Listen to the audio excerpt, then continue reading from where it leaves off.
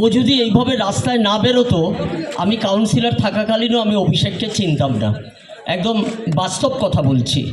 কারণ ও হঠাৎ করে রাস্তায় যেভাবে বেরিয়ে গেল, আমি সত্যি খুব ভালো লাগছে যে মানুষরা ওকে চিনতে পারছে।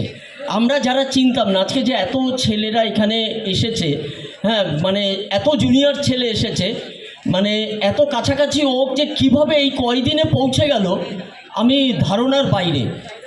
প্রথমত হচ্ছে যে মানুষকে কাছে টানার যে মনোবৃত্তি, এটা থাকতে হবে। তার বদলে তুমি কি পেলে বা তুমি কি দিলে সেটার দিকে একদম নিজেকে সমর্পণ না করে, আজকে যে ও নিজের ইচ্ছাতে এতগুলো মানে আমি যত দেখতে পাচ্ছি অনেক মানুষকে ও এক জায়গায় করতে পেরেছে, এটা কিন্তু মানে বিশেষ করে আমার কাছে অনেক বড় পাওনা।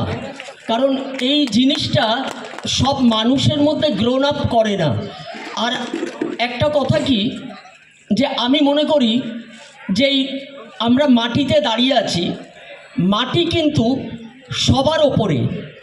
আমরা বলি না সবার উপরে মানুষ সত্য, তাহার উপরে নাই।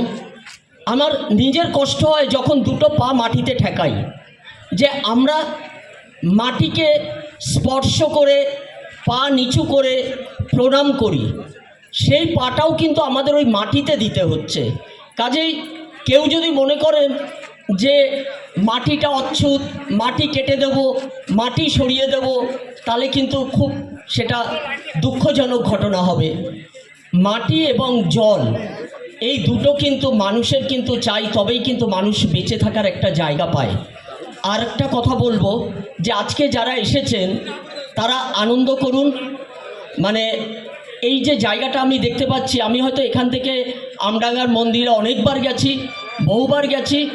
এখানে যে এইরকম একটা ব্যাঙ্কোয়েট হল আছে আমার নজরে এতদিন পড়েনি, কিন্তু আজকে পড়লো। পরিবেশটা আমার কাছে ভীষণ ভালো লাগছে।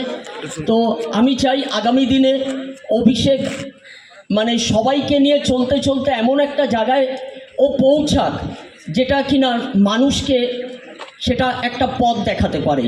কারণ ওর সাথে আমার কথা বলে একটা জিনিস মনে হয়েছে, যে ও মানুষের জন্য কাজ করতে চায়। মানুষকে যারা আজকে অনেকে হয়তো অনেক কিছু জীবিকা অর্জন করতে পারছে না বা অনেক কিছু করার চেষ্টা করছে, তাদের পাশে গিয়ে যে ও দাঁড়াবে, এই যে অঙ্গীকারটা করছে, এই অঙ্গীকারটা কিন্তু ওর কাছ থেকে আমাদের শেখার ব্যাপার আছে। ওর মনের ভেতরে যে বাসনাটা আছে, আমি মনে করি ভগবান যেন ওর মনের বাসনাটা পূর্ণ করে, মানুষের পাশে থাকে। কারণ মানুষ হচ্ছে এমনই একজন, মানে এই 3 অক্ষরের নাম, মানে 3টে মানে ইয়ে